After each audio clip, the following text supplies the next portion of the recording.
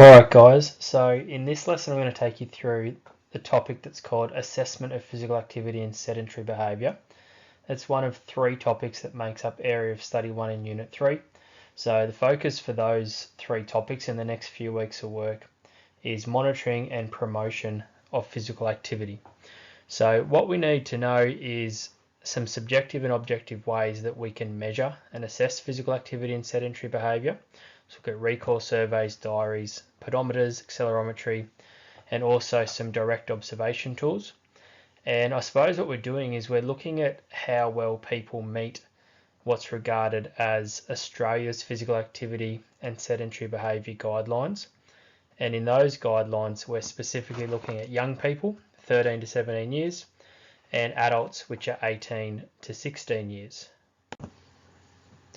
So why do we measure physical activity and sedentary behaviour, and what are we actually measuring? So there's a lot of reasons why we would measure somebody's physical activity, and those reasons can be targeted towards individuals and they can be targeted towards populations, which we'll unpack in a little while.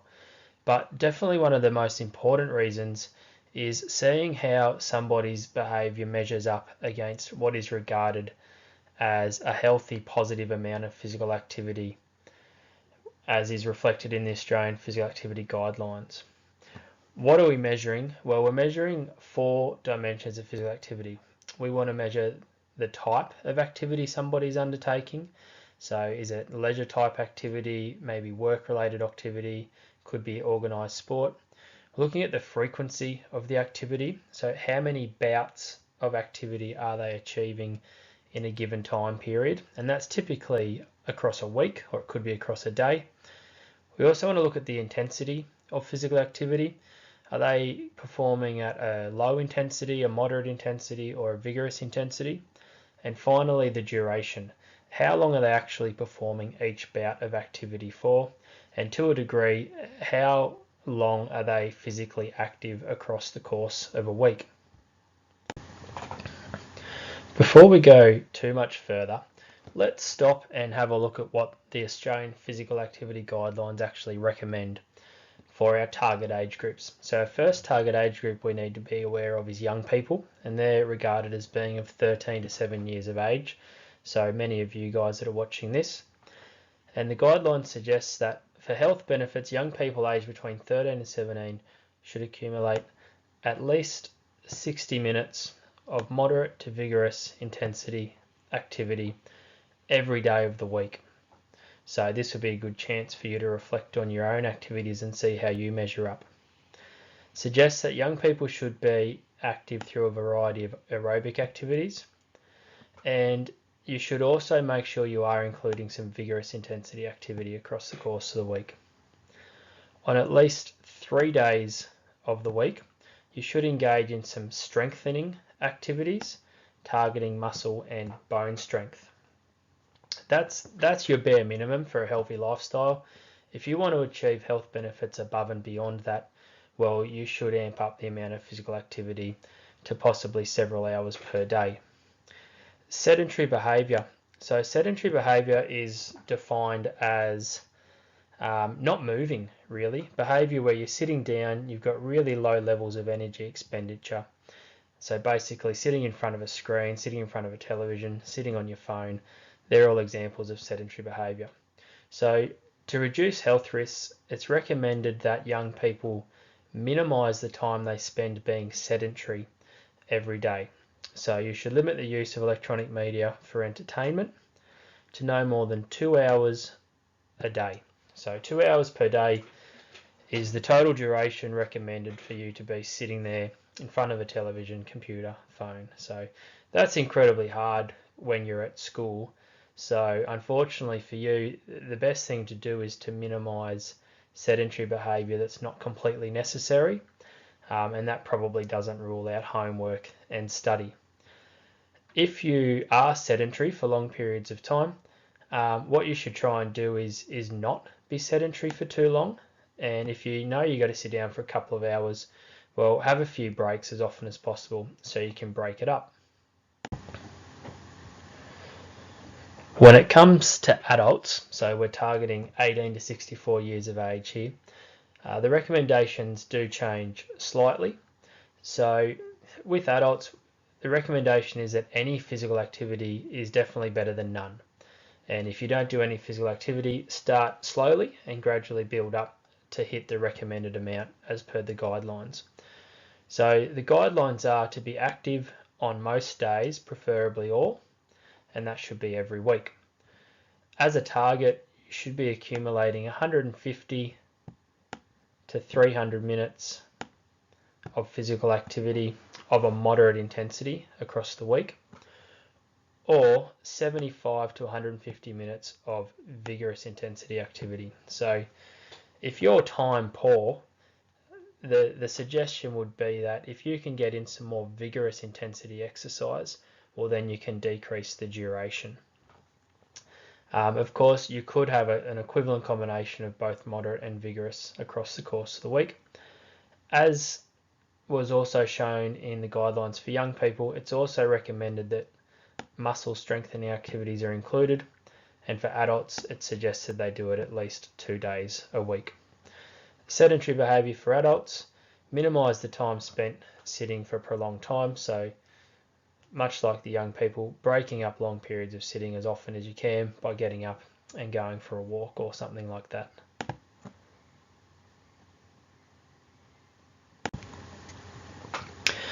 At the population level, the main purposes of measuring physical activity are outlined there for you. I don't need to read through all of them. I'm sure you can read yourself. But definitely things like looking at the relationship between physical activity and health conditions, maybe looking at how much physical activity is required to influence specific health parameters such as body mass index, blood pressure, maybe cholesterol levels. Also, if an intervention program has been implemented to increase physical activity, well, measuring it at population level will also help look at how effective that is. And the main way we would go about it is through surveillance, which would be systematic collection, analysis, interpretation of health data. If you're conducting some physical activity surveillance, you're probably going to be following something like the conceptual model here. In terms of what you measure, we can look at direct measures of physical activity, things such as what people are doing in their leisure time, type of transport they use, the type of job they have, the type of programs in their schools. Or you could also look at indirect measures that indicate that a person is being physically active or how physically active they're being by looking at, once again, maybe the use of sports clubs and playgrounds, how often are they getting used, monitoring public transport use and things like that. Down the bottom here, we have some different correlates, and correlates are things that influence a person in being physically active. So at an individual level, we need to measure and have a look at a person's psychological status. What are their attitudes, their beliefs, their values, because that will influence them being physically active. What's their behaviour like? How much time do they spend outside watching television? What sort of foods do they eat? And then at the environmental level, things influencing physical activity. What's the physical environment like? What do they have access to? What's their social economic status? What can they afford to do? The workplaces they're in, what sort of policies do they have in place that encourage physical activity? Do they have socio-cultural support? Have they got someone to work out with, someone to encourage them? And then finally, their health outcomes. Is a person overweight? Do they have another health-related disease? Because that's also another thing that will influence their ability to be physically active. Measuring physical activity at the individual level is mostly about detecting change in a person's health or behaviour. So not looking at the population, we're looking at an individual person here. Trying to determine the effect of any change in their life and what that's having on their physical activity behaviour. And how you would go about that is direct evaluation of how effective a specific intervention program has been. The table here, it's not something you would need to memorise off by heart. All it's doing is giving you an example of how you could go about evaluating the effectiveness of an intervention that's been put in place to increase physical activity levels. So this one here is an example for maybe a school-based initiative. And what it's getting at is just saying you really need 4 levels of evaluation. Formative evaluation, so consistently assessing how well the program's working and getting some data on the people in the program at different intervals, hopefully looking for some improvement. Evaluation of the process, so how well is it being implemented, and is it being implemented the way it was intended to be implemented? Impact evaluation, what sort of impact is it having? How's it going about achieving some of those goals that it was intended to achieve? And an outcome evaluation, which is evaluating at the end of the initiative how well it's gone in terms of achieving the long-term goals it set out to do. When we talk about measuring physical activity, there's really 3 things we need to do to actually be able to identify if an initiative is having an impact on behaviour change or not. And they're not overly complicated, they sort of just make sense. You obviously need to measure the activity levels before you start the intervention, so before you introduce the program. So we call this pre-intervention testing. You want to repeat that same assessment throughout the intervention or at the end of the intervention, so we call that post-intervention. And then for a longer term follow-up, you want to repeat the assessment again, maybe 3 to 12 months after the intervention has finished, to get an indication of how that's working long term. In a minute, we're going to sink our teeth into some more explicit examples of the tools we actually use to measure physical activity behaviour. But before we do that, I just want to introduce you to what we call metabolic equivalent levels, or METs, which is a really useful and easy way to get an indication of physical activity intensity when we're trying to measure the intensity dimension of physical activity. So a MET is a score that's been predetermined and given to a range of different physical activities. And what the score is it's based on the amount of oxygen a person is consuming.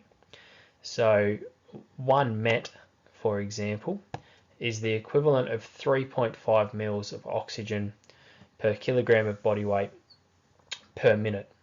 So we can talk about METs. So 2 METs, for example, would be 7 mils. And the more METs, the higher the intensity, the exercise.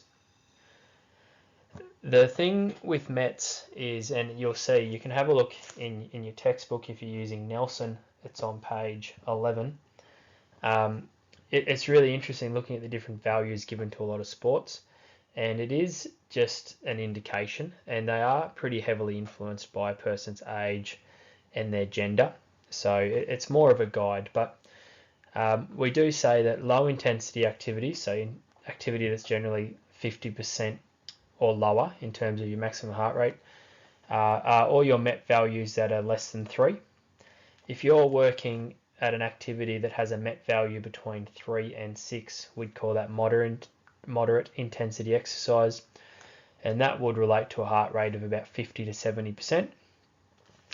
If you're working at 7 plus METs, we would classify that as vigorous intensity exercise, and that's looking at about 70% plus of your maximum heart rate. So now would be a good time to have a look in your book and just make yourself familiar with a few examples of different MET values linked to some different common activities.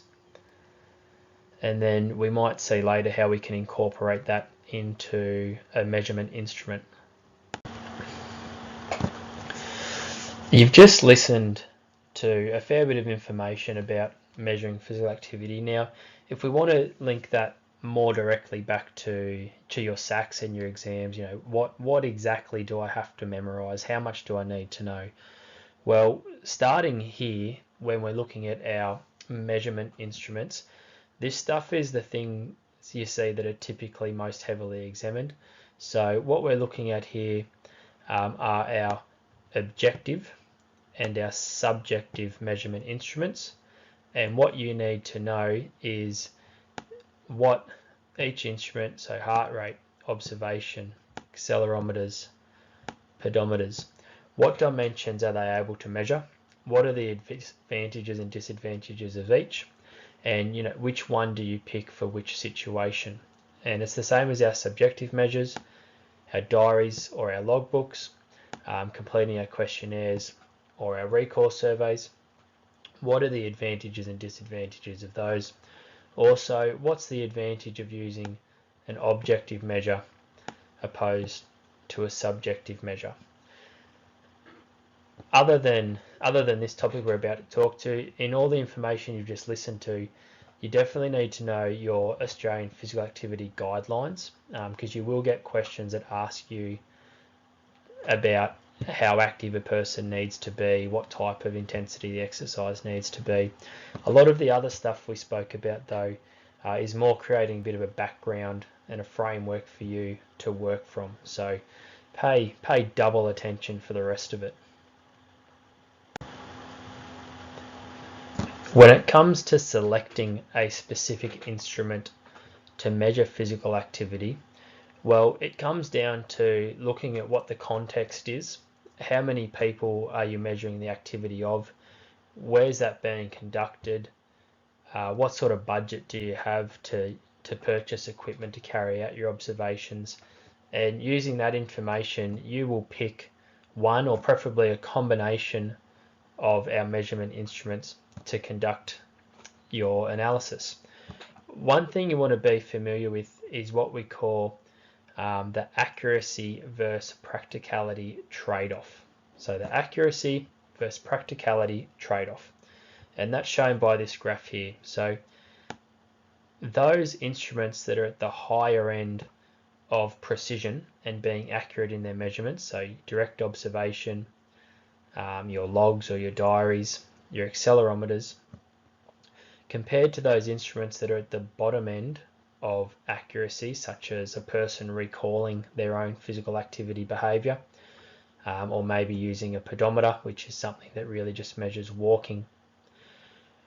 The trade-off is that as you increase the accuracy of the tool, well, you're actually decreasing the practicality of using it. So on this graph, we've got the direct observation being our most accurate tool, but then if we follow that across, you can see in our scale of practicality, it's really not that practical.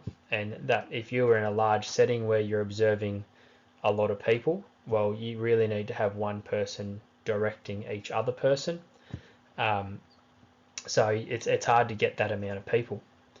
If you take our recall surveys, though, for example, in terms of practicality, a survey is a really good tool at getting a lot of data and hitting a large population size.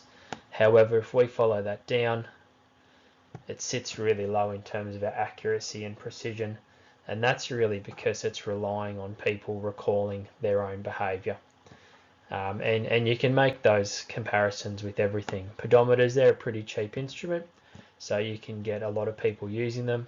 However, they're pretty limited in what they can measure, so they sit relatively low on the accuracy scale as well. So the accuracy versus practicality trade-off. First measurement instrument we'll take a look at are our subjective ones. So if something's subjective, it means it can be influenced by personal feelings or personal opinion, that sort of thing. So we've got two measures that come under the category of subjective. Our first measure is our recall surveys, and that also includes our self and proxy report surveys. And we also have our diaries and our logs. So what we want to do for each measurement instrument is have a good idea of its advantages and its disadvantages. Probably the best thing with our recall survey is it's really accessible. So it's pretty cheap, so you can use it for large groups. The other good thing is it does get information on all four dimensions of health. So it can indicate type of physical activity, frequency, intensity, and duration. So that's also good.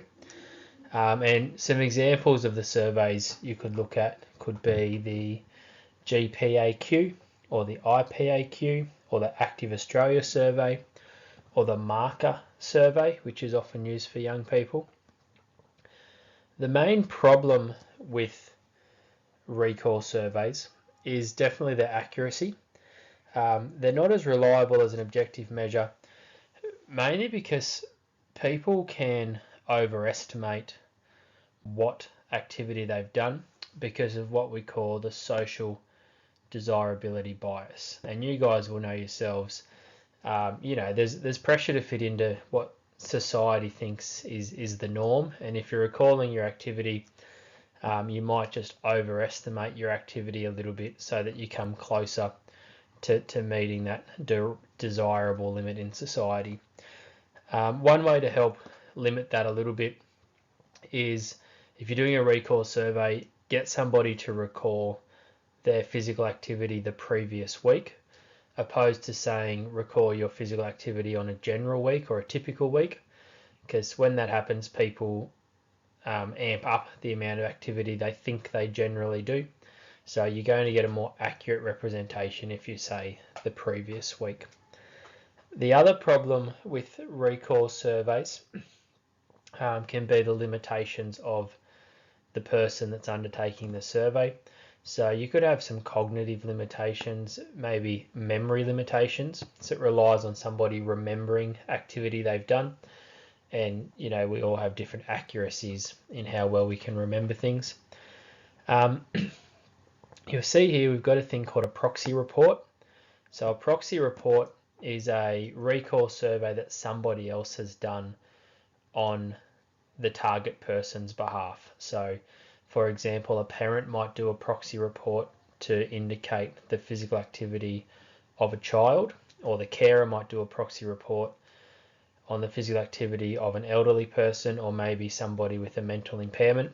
And you do a proxy report when the person you're gaining information on isn't cognitively able to do that report themselves. In terms of diaries and logs, their advantages are pretty much the same as the recall surveys. So they can also get information on all 4 dimensions of health. They're also quick, they're also easy to do. It pretty much involves a person keeping a diary or a log of their activity. Social media and the internet, people like to keep their logs online these days as well. The problem with a diary or a log is similar to the disadvantages with the recall surveys as well, in terms of social desirability, some limitations on the age of the person doing them is another thing. But probably the biggest problem is also reactivity. So when we call about reactivity, we talk about somebody reacting to the practice of the measurement tool they're actually using. So if somebody's keeping a diary or a log, we might say that might cause them to increase their levels of physical activity, which is a good thing. But when you're getting data on somebody's typical activity levels, it's a misrepresentation of what their activity levels are. So they're reactive to it. They're doing more because they know it's being logged. The other thing with diaries and logs is no,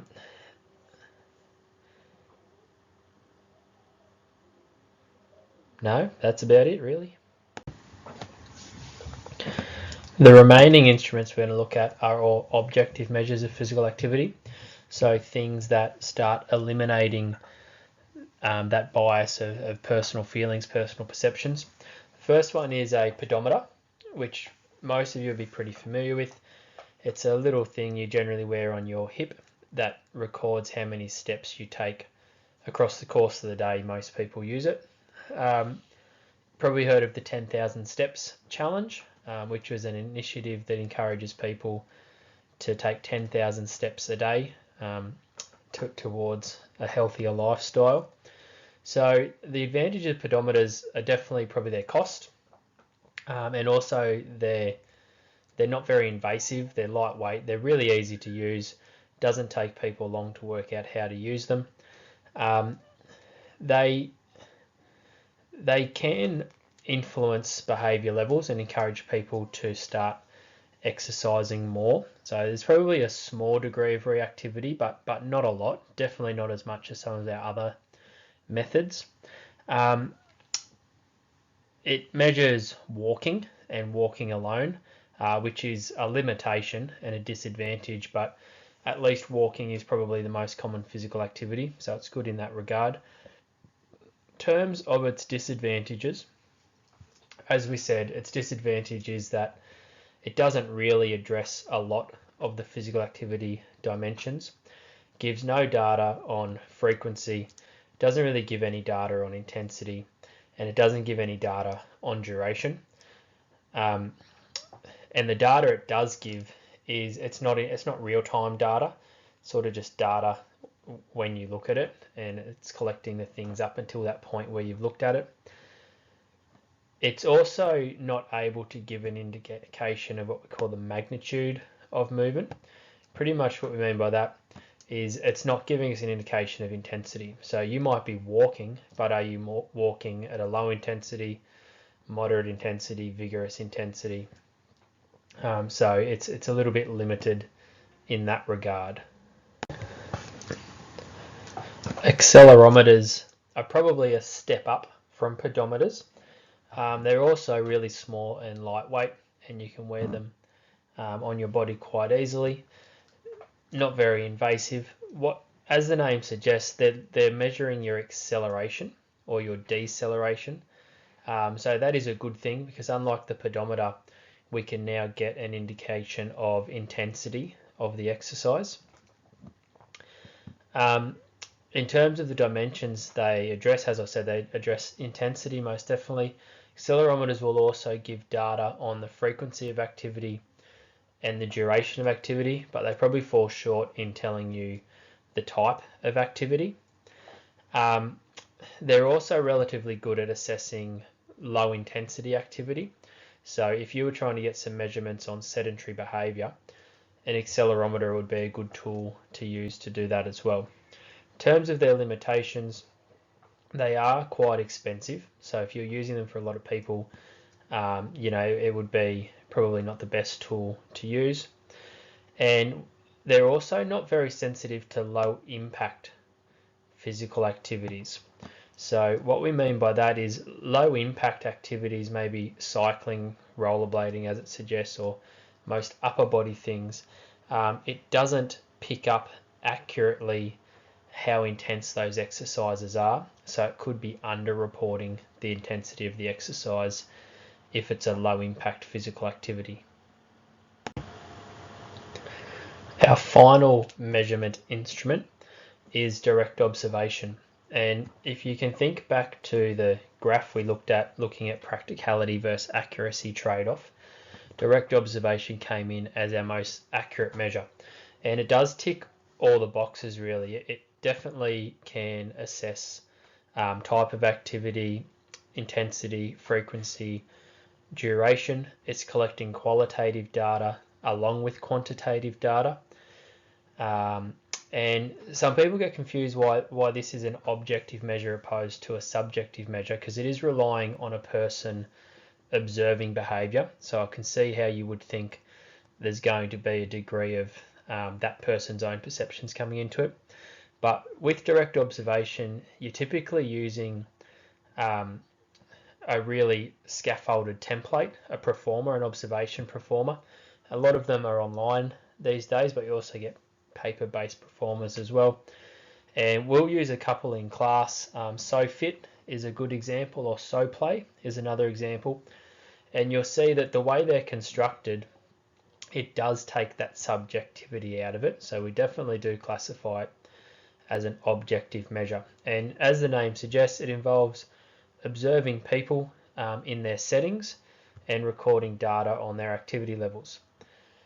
So the good thing, along with ticking all the other boxes, you can also collect some contextual information.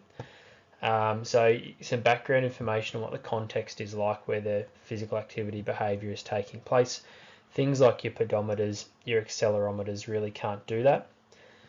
In terms of their disadvantages, to do it properly, you need to be trained into how to administer the observation properly. So it is quite labour intensive, and there's obviously a limitation on how accurately someone can observe a certain number of people. So you're probably better with a 1-to-1 ratio. So it's hard to use with large groups, and it's pretty labour intensive. We say it's intrusive, and that's because you've got physical activity where somebody's staring at you pretty much, whereas your accelerometer or pedometer, it's not very invasive. Because direct observation is intrusive, we've also got that problem of reactivity, and reactivity is a big problem with direct observation. As we say here, having the presence of somebody observing you or cameras filming you is going to cause the subject being observed to be a bit reactive to that, and they might display physical activity behaviours that aren't necessarily the ones they would if they weren't being observed. So besides the reactivity and the limitations with being labour intensive, direct observation is a really good measure. This is a great summary slide, and one you definitely would want to commit to your memory.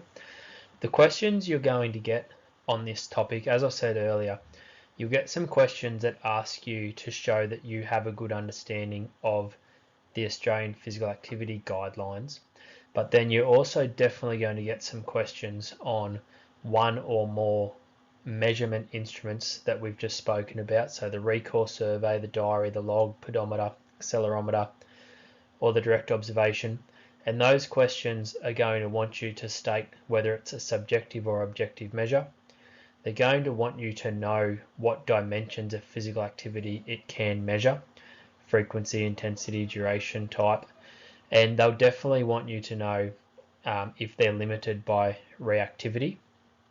Along with that, they're going to want advantages and disadvantages. So you need to get yourself to write down a few key advantages and disadvantages of each and commit them to memory, and be able to compare the measures against one another, so that if you're given a scenario question with a context, you can weigh up the advantages and disadvantages to suggest which measure would be the best one to use in that context.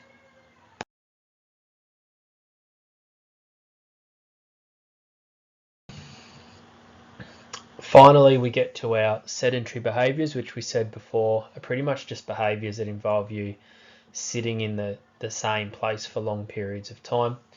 Back to our METs, we say any activity that's 1 to 2 METs is generally low level energy expenditure and is considered sedentary, and too much sedentary behaviour is definitely not good for you.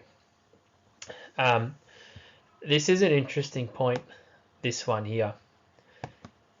People can be highly active but also be highly sedentary, and maybe if you're a relatively active person and you were reflecting on the Australian Physical Activity Guidelines, you might clock up a lot of hours of physical activity across the course of the week, but you might not be spreading them across the 7 days of the week. You might have 2, 3 or 4 intensive training sessions, and then on the other days you might not do any physical activity at all. So that's why we say, highly active people can also be highly sedentary people as well. So in terms of health through physical activity, it's better to spread your activity across the course of the week than to chunk it. If we want to measure people's sedentary behaviours, our subjective measures, all of those subjective measures can measure sedentary behaviour. So the diaries and the logs, that should say logs, not LODs. Nice little G there. The self and proxy recall surveys. In terms of our objective measurements, our accelerometers can, because remember we said they're quite good at measuring low intensity activities. Inclinometers are things that measure when a person is upright opposed to sitting down. Direct observation And you can also get devices fitted to screens that records the amount of time that they're on.